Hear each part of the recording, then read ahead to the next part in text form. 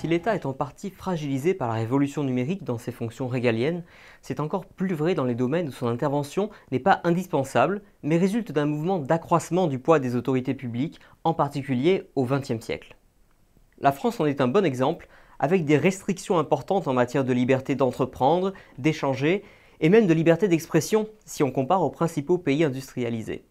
Nous allons y réfléchir au travers de 4 exemples. D'abord dans le domaine des professions dites réglementées, et qui aujourd'hui sont concurrencées par la technologie. Prenez les taxis, dont le combat fait régulièrement les gros titres des journaux.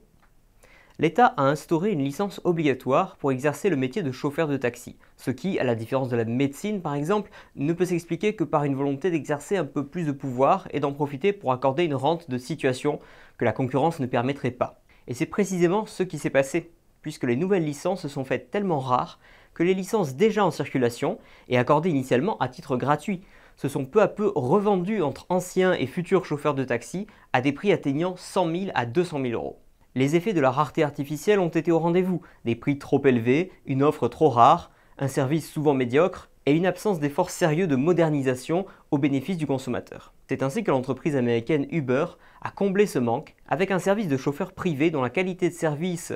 et surtout le recours à la géolocalisation par smartphone lui ont assuré un succès phénoménal. Les taxis ont bientôt multiplié manifestations, blocages, agressions physiques et autres pressions politiques pour que l'État empêche le concurrent le plus compétitif d'exercer ce métier. Mais le gouvernement n'a pas les moyens de lutter contre la possibilité technologique, grâce aux plateformes Internet, de mettre en relation des offreurs et des demandeurs de services, surtout quand ce service vient à manquer. C'est ainsi que malgré les interdictions de tout ou partie des services de taxi privés, dans les villes comme Paris en France ou Austin au Texas, des services équivalents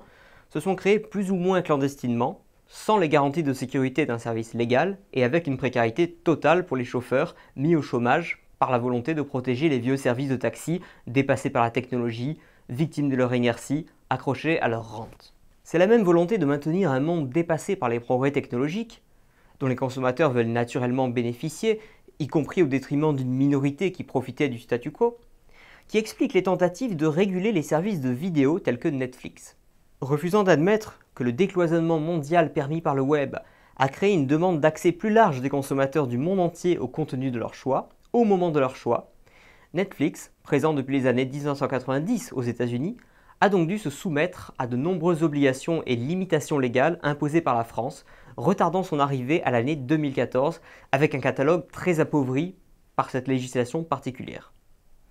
Des manipulations techniques plutôt simples permettent pourtant de se jouer des frontières, en allant télécharger ou streamer du contenu vidéo sur des plateformes étrangères non soumises à la réglementation et parfois même pirates. C'est donc une victoire en demi-teinte pour l'État et le lobby des anciennes industries audiovisuelles, et un service tronqué pour le consommateur. Les plateformes Internet sont aussi un moyen pour le consommateur de pratiquer l'économie collaborative, par exemple en amortissant ses frais de transport grâce au covoiturage ou en achetant et revendant ses produits d'occasion sur le Bon Coin. Mais même en phase de progrès aussi évident pour les consommateurs les moins riches et pour l'environnement, l'État n'a pas voulu laisser faire.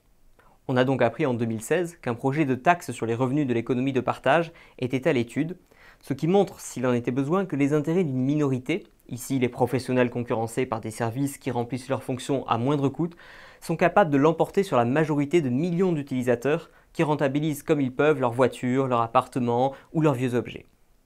Mais là encore, la puissance coercitive de l'État risque de se heurter au mur de la liberté technologique et la technologie blockchain, celle-là même qui permet d'échanger de l'argent sans intermédiaire avec Bitcoin, a déjà le potentiel pour supprimer tout intermédiaire entre deux individus souhaitant partager des biens et services librement. Faire la chasse aux revenus complémentaires imposables deviendra alors singulièrement plus complexe et coûteux pour l'État, ce que les adversaires du libre-échange redoutent, mais que les économistes libéraux attendent impatiemment.